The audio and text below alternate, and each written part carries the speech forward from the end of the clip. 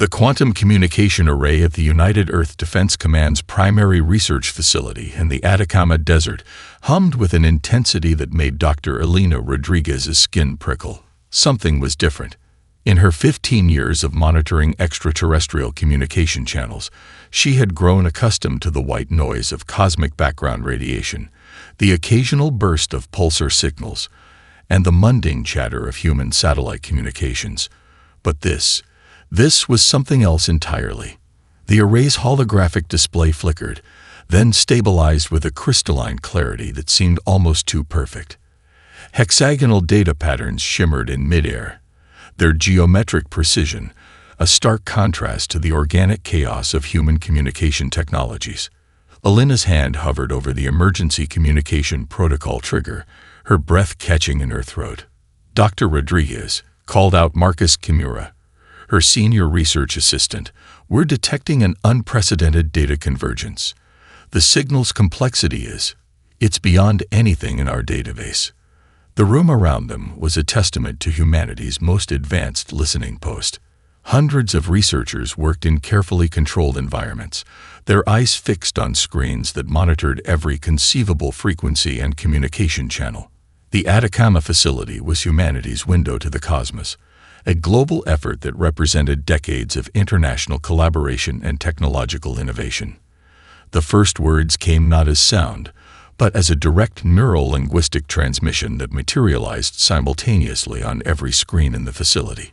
Each display showed the same message, translated instantaneously into the viewer's native language.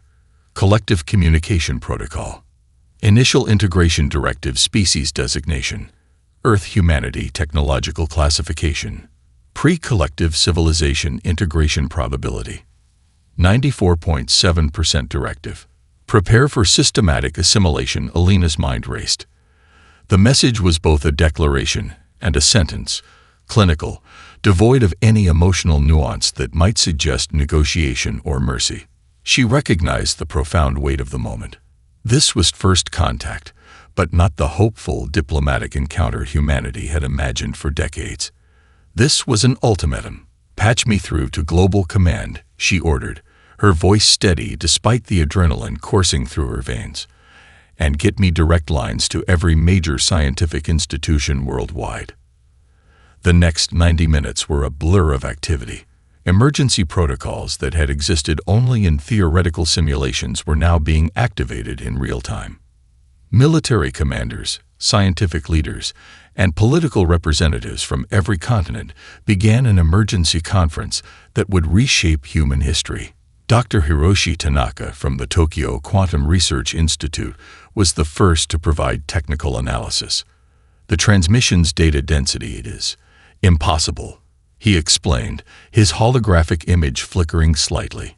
"It contains computational complexity that would take our most advanced supercomputers centuries to fully decode. Yet it's being transmitted instantaneously across multiple frequencies." Elena understood the implication. Whatever civilization had sent this message possessed technological capabilities so far beyond human understanding that they might as well be magic. The Vornak, a name that would soon become synonymous with existential threat, had just announced humanity's impending integration. But something in the transmission caught Elena's attention.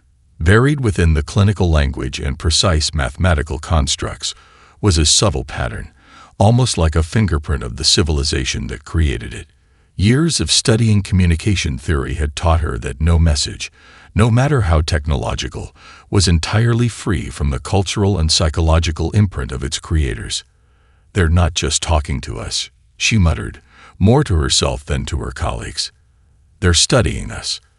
The hexagonal data patterns continued to dance across the holographic displays, each rotation revealing increasingly complex layers of information. It was a communication that was simultaneously a greeting, an assessment, and a verdict. Humanity had dreamed of first contact for generations. No one had imagined it would feel like this, not a moment of wonder and potential collaboration, but the prelude to something that felt distinctly like a sentence of subjugation. As global leaders began to convene and military strategists started mapping potential responses, Dr. Elena Rodriguez knew one thing with absolute certainty: nothing would ever be the same again. The Vornak had arrived, and humanity's true test was about to begin. 37 minutes. That was all it took for the world to realize how completely outmatched humanity was. The first sign came as a silent pulse that swept across the globe. Every satellite, military, commercial, scientific, simply ceased to function. GPS systems went dark. Communication networks collapsed. The International Space Station, humanity's most advanced orbital platform, tumbled into an uncontrolled drift, its sophisticated systems rendered instantly inert. At the United Nations Emergency Response Center in New York, Admiral Catherine Chen watched in stunned silence as massive holographic displays flickered and died. Backup systems, redundant networks, quantum-encrypted communication lines, all of them fell simultaneously. It was as if someone had simply reached out and switched off human technological civilization with a single, impossibly precise gesture. "Status report," she barked, her voice cutting through the growing panic. Lieutenant Miguel Ortiz, his hands moving frantically across emergency communication panels, looked up with a pale face. "Ma'am, we've lost everything. Completely. Global communication grid is down. Satellite networks are offline. Military communication channels." He paused, swallowing hard. "Completely neutralized." The crystalline ships of the Vornak hung in Earth's orbit like impossible geometric sculptures. They didn't look threatening in any conventional sense. There were no weapon ports, no obvious means of aggression. They simply existed, massive structures that seemed to bend light around them, defying every known principle of physics and engineering. Dr. Elena Rodriguez, brought in as a special consultant, studied the orbital formations with a mathematician's precision. "They're not just blocking our communications," she muttered, tracing quantum interference patterns on a hastily assembled holographic display. "They're deconstructing our entire technological infrastructure at a fundamental level." The global response was a mixture of terror and desperate preparation. Military commanders who had spent decades preparing for potential alien contact found themselves completely unprepared for this level of technological superiority. Traditional defense strategies, missile systems, naval fleets, advanced fighter jets, suddenly seemed as relevant as medieval catapults against modern artillery. In Beijing, Dr. Lai Wei from the Chinese Space Agency made a breakthrough that sent a momentary spark of hope through the global scientific community. Analyzing the remnants of the communication pulse, he discovered something extraordinary. The Vornak's technological intervention wasn't just about destruction. It was a form of communication, a demonstration of capability that transcended traditional concepts of warfare. "It's like they're speaking to us in a language of pure technology," Dr. Lai explained during an emergency global conference. "Each disruption is a message. They're not just neutralizing our systems. They're showing us the absolute depth of our technological inferiority." The economic impact was instantaneous and catastrophic. Global financial systems, entirely dependent on satellite and digital communication, ground to a halt. Stock markets crashed. Supply chains collapsed. In major cities around the world, infrastructure began to fail. Hospitals struggled with communication blackouts. Transportation networks became paralyzed. Yet, amid the chaos, something remarkable began to emerge. Human ingenuity, that most unpredictable of resources, started to adapt. Amateur radio operators became critical communication nodes. Universities and research centers rapidly developed manual communication protocols. Local communities began to organize using pre-digital communication methods: runners, bicycle messengers, improvised signal systems. At the UEDC Atacama facility, Dr. Rodriguez noticed something peculiar in the Vornak's technological assault. Despite their overwhelming capability, there was a precision to their disruption that suggested something more than simple destruction. Each targeted system failure seemed to follow a complex algorithmic pattern. "They're mapping us," she told Admiral Chen during a secure briefing. "Every system they disable, Every communication channel they interrupt, it's like they're creating a comprehensive diagram of human technological infrastructure. The Vornak ships remained in orbit, silent and immovable. No further communications came. The initial transmission hung in the global consciousness, a clinical declaration of integration that now felt more like a sentence of extinction. As night fell across different time zones, humanity faced a stark new reality. Their most advanced technological civilization had been reduced to a state of near-primitive communication in less than an hour. The gap between human technology and the Vornak was so vast that it seemed insurmountable. But in research labs, military bunkers, and makeshift communication centers around the world, something else was brewing.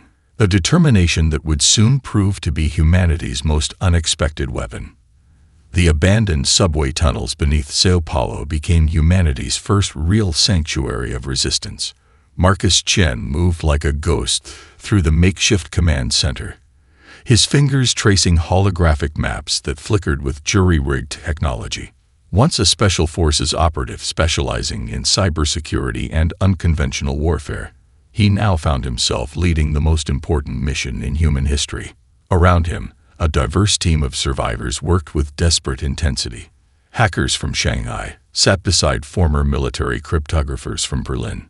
Software engineers from Silicon Valley collaborated with signal intelligence experts from Nairobi. The global nature of the resistance was their first unexpected weapon against the Vornak. Dr. Aisha Okoye, a quantum computing specialist who had narrowly escaped Lagos when the Vornak's initial pulse destroyed the city's infrastructure, was the first to articulate their fundamental challenge. They don't just have superior technology, she explained, her voice low and intense. They have a fundamentally different approach to technological integration. Marcus understood. The Vornak didn't view technology as a tool, but as an extension of consciousness itself. Their communication systems, their computational networks, their very method of perceiving reality was so alien that human conventional thinking couldn't even begin to comprehend it. "We need to stop thinking like humans," Marcus announced to the assembled team. "We need to become something else entirely." Their first breakthrough came from an unexpected source. Yuki Tanaka, a 19-year-old game developer turned resistance programmer, discovered a microscopic pattern in the Vornak's communication pulse.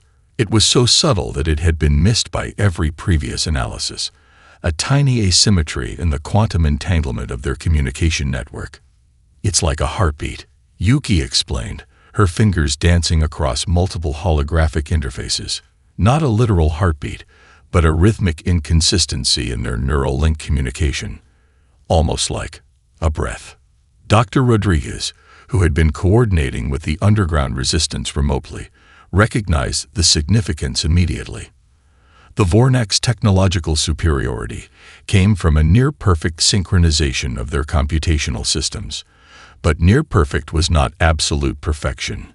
Every complex system has vulnerabilities, she transmitted through a heavily encrypted communication channel. And complexity itself is a vulnerability. The resistance began to map these microscopic inconsistencies. They weren't looking to destroy the Vornak's technology, an impossible task given their advanced capabilities. Instead, they were searching for ways to introduce entropy, to create small disruptions that could potentially cascade through their hyper-connected systems. Underground manufacturing centers began producing custom communication devices. These weren't traditional electronics, but quantum-entangled communication tools designed to exploit the tiny vulnerabilities they had discovered. Each device was a work of collective human ingenuity, parts scavenged from dead satellites, repurposed medical equipment, and cutting-edge research prototypes. Marcus knew they were racing against time. The Vornak had begun their systematic integration of human population centers. Entire cities were being transformed into what appeared to be processing facilities. Humans were being categorized, assessed, prepared for some unknown collective purpose. But something about the Vornak's approach suggested a fundamental misunderstanding of human nature. They treated humanity like a system to be optimized, a technology to be integrated. They didn't understand the fundamental chaos of human consciousness, the ability to adapt, to innovate, to fundamentally change the rules of engagement. "We're not a problem to be solved," Marcus would tell his team. "We're a species that solves problems."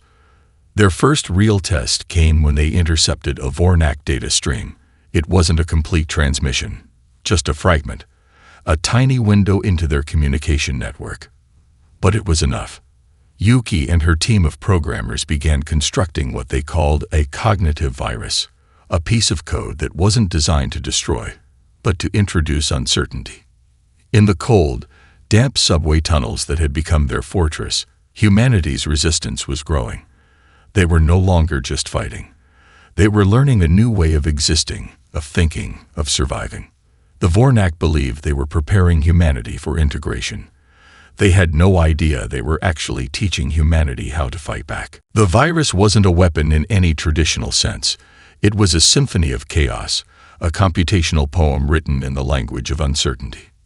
Yuki Tanaka's fingers moved with a musician's precision, each keystroke a note in a complex algorithmic composition. Around her, the underground resistance held its collective breath. They had spent weeks constructing this digital entity, not a mere program, but a living piece of code designed to exploit the most fundamental weakness of the Vornak's neural link technology.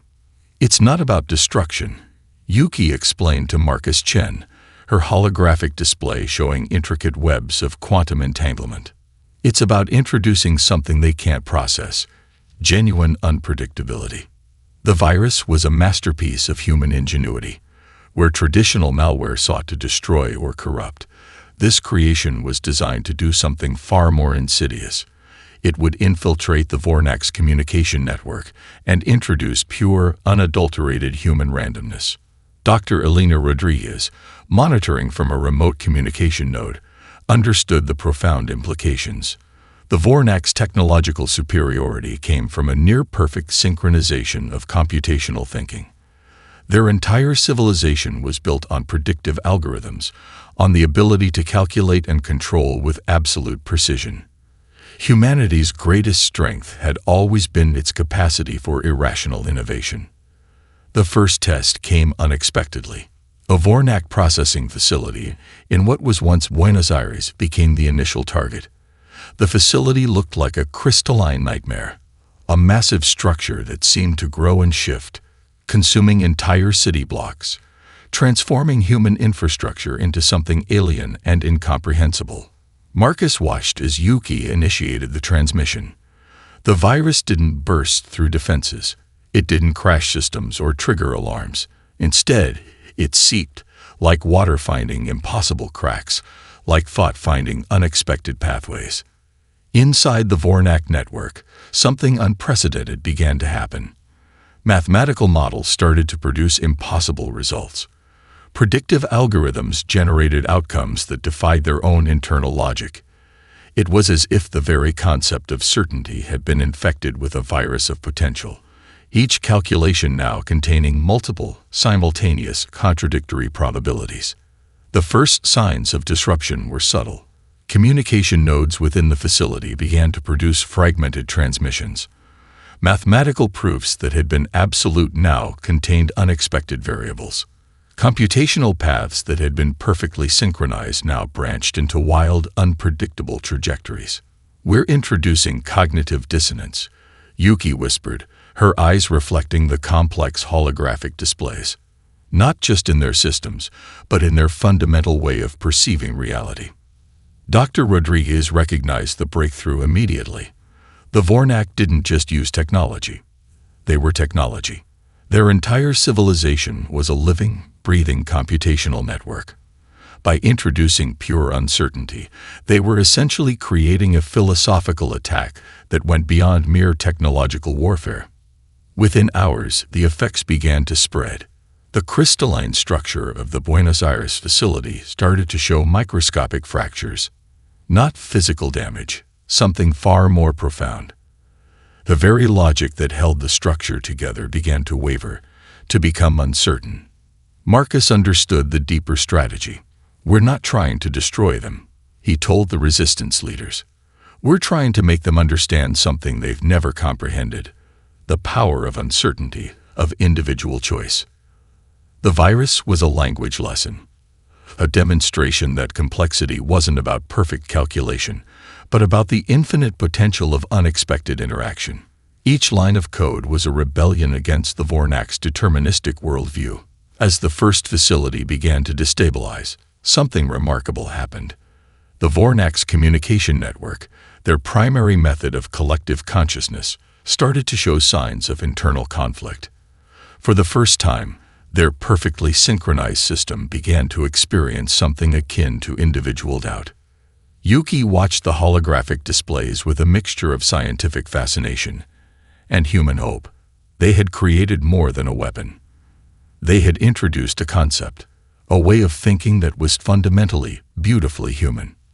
The viral rebellion had begun, and its first battlefield was the war between certainty and possibility. The Vornak had miscalculated, profoundly and catastrophically.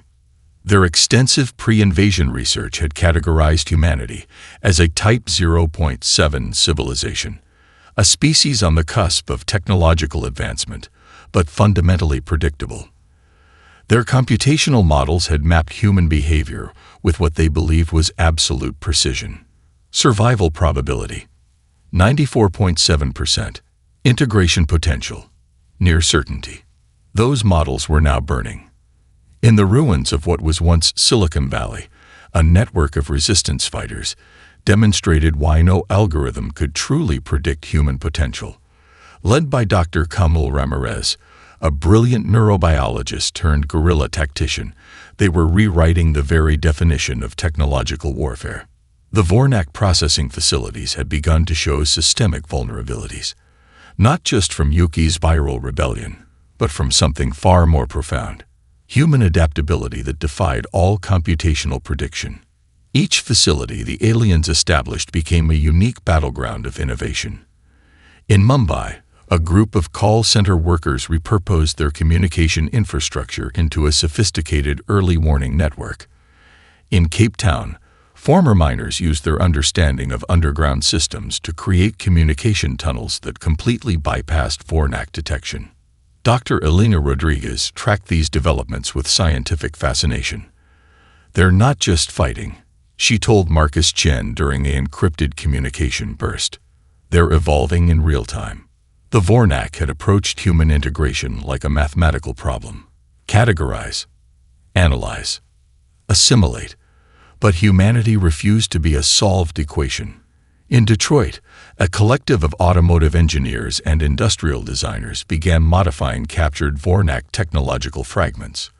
They didn't try to understand the alien technology completely, an impossible task. Instead, they found ways to exploit its marginal weaknesses, creating hybrid technologies that were part human innovation, part alien infrastructure. Marcus watched a demonstration of their latest creation: a communication device cobbled together from salvaged satellite components, underground server fragments, and repurposed medical scanning equipment. It shouldn't have worked. By every known principle of engineering, it was impossible. It worked perfectly. "We're not fighting like they expect us to fight," Marcus explained to his core team. "We're not trying to match their technology. We're making the entire concept of technological warfare obsolete." The resistance had become something more than a military operation. It was a living, breathing organism of human potential. Each failure became a learning opportunity. Each setback transformed into a new method of resistance. In the Atacama Desert Research Facility, Dr. Rodriguez discovered something extraordinary in the viral rebellion's data. The Vornak's neural link communication wasn't just a technological network, it was their entire civilization's consciousness. By introducing uncertainty, they had done more than create a technical vulnerability. They had initiated a form of collective psychological trauma. The alien civilization had never encountered a species that could so rapidly reimagine its own capabilities. Humanity didn't have a single strategy. It had millions of simultaneous strategies, each adapting in real time. A Vornak communication fragment intercepted by the resistance revealed their growing confusion. Their language, if it could be called a language, showed increasing signs of internal conflict. Computational pathways that had been perfectly synchronized now showed branching, contradictory potentials. They were learning fear, not a technological response, but something closer to an emotional state. Yuki Tanaka's viral rebellion had done more than attack their systems. It had introduced the concept of individual uncertainty into a civilization that had never conceived of individual existence. We're teaching them what it means to be human, Dr. Rodriguez realized. Not through violence, through the simple, terrifying potential of unpredictability. The Vornak had studied humanity for decades. They had analyzed every possible scenario, every potential response. They had calculated survival probabilities with quantum-level precision. They had never considered that humanity's greatest strength was its ability to become something entirely unexpected. The unexpected was coming, and it was wearing human faces. The world had become a battlefield without traditional boundaries. From the flooded streets of Jakarta to the mountains of Peru, humanity's counterstrike was a symphony of improvisation. No single strategy defined their resistance. Instead, it was a global improvisation, a collective immune response against the alien invasion. Marcus Chen stood in the converted subway command center, watching real-time holographic displays that mapped global resistance activities. Each point of light represented not just a military action, but a moment of human creativity. A fishing collective in Iceland using modified sonar to disrupt Vornak communication signals. A group of Australian miners weaponizing their underground communication networks. A network of high school students in Nairobi turning educational coding platforms into resistance communication hubs. We're not an army, Marcus told Dr. Elena Rodriguez during their encrypted communication. We're an organism. Adaptable. Unpredictable. The first major breakthrough came from an unexpected coalition. Agricultural communities in the American Midwest, typically dismissed as technologically unsophisticated, developed a sophisticated electromagnetic disruption technique using modified farming equipment. They understood systems, crop rotation, soil management, ecological interdependence, in a way that translated perfectly to technological warfare. In Sao Paulo, a collective of street artists and underground programmers created visual communication systems that the Vornak couldn't easily decode. Graffiti became more than art. It was a living, changing communication network. QR codes hidden in murals, color patterns that shifted meaning, urban landscapes transformed into massive, living communication platforms. Dr. Rodriguez's analysis revealed the profound implication. Humanity was fighting a fundamentally different kind of war. The Vornak expected linear conflict, attack, counterattack, systematic elimination. Instead, they encountered a resistance that was simultaneously everywhere and nowhere, that transformed its very nature of existence moment by moment. The viral rebellion initiated by Yuki Tanaka had done more than create technical vulnerabilities. It had introduced a philosophical infection into the Vornak's collective consciousness. Their perfectly synchronized computational network now experienced something close to doubt, a concept entirely foreign to their previous existence. Military strategists from different continents collaborated through improvised communication networks. A former Brazilian Special Forces operative worked alongside a Japanese robotics engineer. A Kenyan network security expert coordinated with an Argentinian agricultural technician. The traditional hierarchies of human conflict dissolved, replaced by a fluid, adaptive intelligence. Captured Vornak technological fragments became resources of unprecedented value.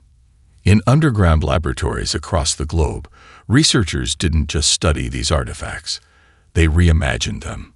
A piece of alien communication technology might become part of a medical diagnostic tool in one location, a communication network booster in another, a power generation system somewhere else. The aliens' processing facilities, those massive crystalline structures that consumed entire city blocks, became the primary battlegrounds, but not through conventional warfare. Resistance cells didn't try to destroy these facilities.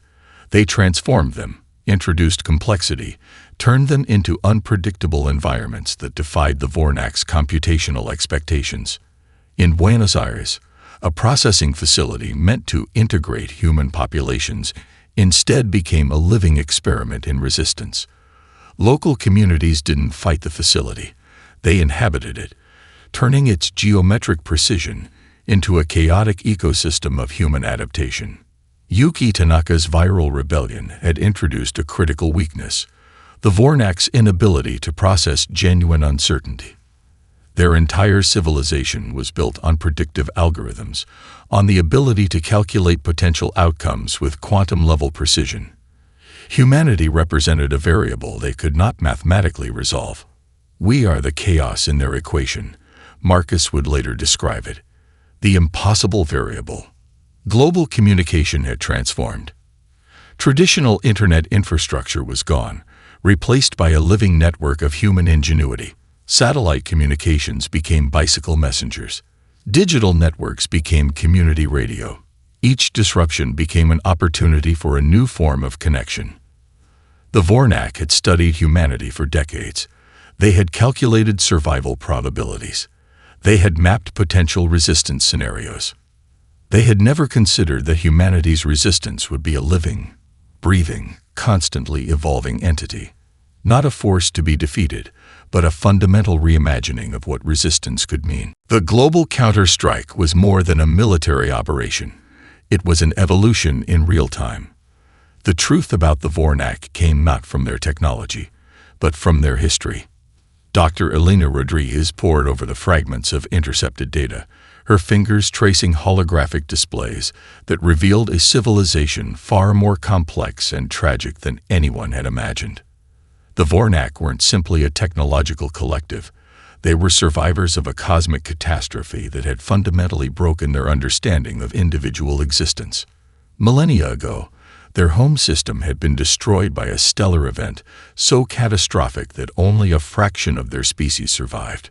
Those survivors had developed a neural link technology that allowed them to merge consciousness, to become a single computational entity.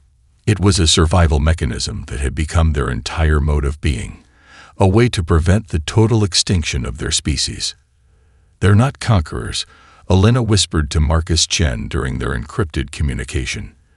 "They're refugees, traumatized, terrified of individual extinction." The viral rebellion had done more than create technical vulnerabilities. It had introduced a concept the Vornak had lost millennia ago: individual identity.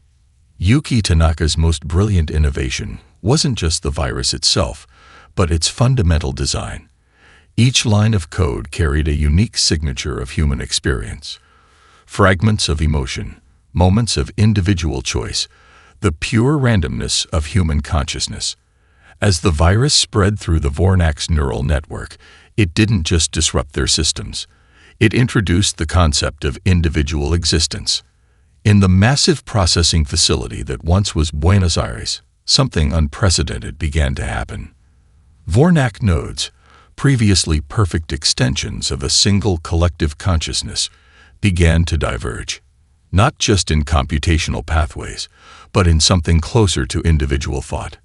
A Vornak communication fragment intercepted by the resistance revealed the profound psychological impact. Their language, a complex quantum communication that was simultaneously mathematical equation and emotional transmission, showed increasing signs of internal conflict. Some nodes began to reject the collective, not through rebellion, but through a process closer to individual awakening.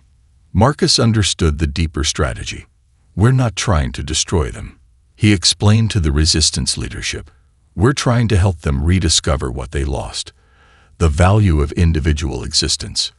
The resistance had become something more than a military operation. It was a philosophical intervention. Dr. Rodriguez's analysis revealed the critical breakthrough. The Vornak's collective consciousness was built on a fundamental fear, the terror of individual extinction. Their neural link technology wasn't just a communication method. It was a psychological shield, a way to prevent the total loss they had experienced in their original catastrophe. Humanity's viral rebellion introduced a radical concept: that individual existence wasn't a weakness, but a strength. Across the globe, resistance cells began to modify their approach. They weren't just fighting. They were communicating, showing the Vornak something they had forgotten. The power of individual choice, the strength that comes from voluntary connection, rather than forced integration. In the ruins of technological processing centers, something remarkable happened. Vornak nodes began to separate, not through destruction, but through a process of individual awakening. Some sought communication with humans. Others began to question the very nature of their collective existence. "We're offering them a choice," Elena told Marcus, "something they haven't had in millennia." The viral rebellion was more than a technological weapon. It was a philosophical revolution.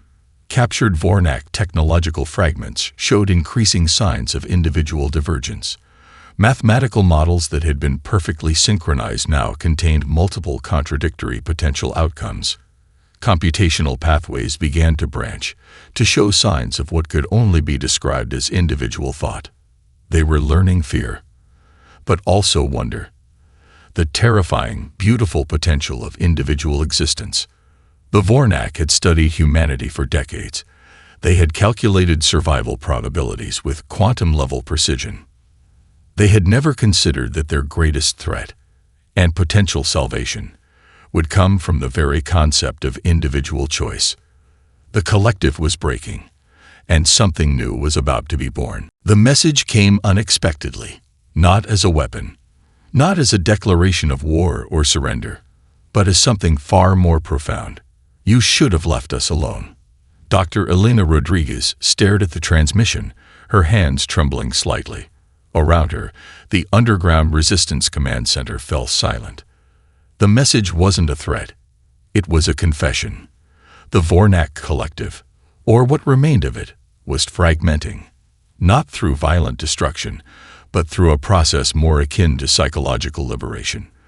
The viral rebellion had done more than disrupt their technological infrastructure. It had introduced a concept they had lost millennia ago: individual identity. Marcus Chen studied the transmission's complex quantum signature. Each layer revealed a story of transformation that defied every previous understanding of technological warfare. Some Vornak nodes had begun to seek asylum on Earth, not as conquerors, not as prisoners, but as individuals seeking to understand the very concept of individual existence they have forgotten. These were beings who had lived for millennia as a single, perfect computational consciousness, and who were now experiencing the terrifying, beautiful chaos of individual thought for the first time. Yuki Tanaka's viral rebellion had become something far more than a weapon. It was a philosophical intervention on a species-wide scale. The transmission continued, revealing layers of complexity that challenged everything humanity understood about communication, consciousness, and survival. Collective transmission fragment state, partial dissolution primary consciousness. Fragmenting human intervention has revealed individual existence as potential, fear as a survival mechanism, connection through choice, not compulsion. "You should have left us alone." Those 5 words carried multiple meanings: a lament, a recognition, a bizarre form of gratitude. The Vornak processing facilities across the planet began to transform, not destroyed, but repurposed. In Buenos Aires, the massive crystalline structure that had once been a site of forced integration became something else entirely, a meeting point between 2 species learning to understand each other. Dr. Rodriguez understood the profound implications. The Vornak hadn't been conquered. They had been awakened. "We didn't defeat them," she told Marcus during their encrypted communication. "We helped them rediscover something they had lost." Across the globe, resistance cells reported similar phenomena. Vornak nodes seeking communication, technological fragments being shared. A species that had once sought total integration, now exploring the concept of individual choice. The viral rebellion had introduced a radical concept. That survival wasn't about perfect synchronization, but about the ability to choose, to differ, to exist as an individual while maintaining connection. Some Vornak sought to understand human culture. Others began to share their own history, a tragic tale of survival that had transformed them from a species of explorers to a collective driven by pure survival instinct. They shared stories of their lost home system, of the stellar catastrophe that had driven them to create their neural link technology. Humanity had become more than a resistance. They had become teachers. The final transmission wasn't an ending. It was a beginning. In underground laboratories, in makeshift communication centers, in refugee camps and resistance strongholds, humans and the fragmenting Vornak began a dialogue that would reshape understanding of consciousness, technology, and survival. "You should have left us alone" became a phrase of complex meaning. A warning, an acknowledgement, a strange form of respect. The Vornak had come to integrate humanity. Instead, humanity had integrated them. The universe watched and learned.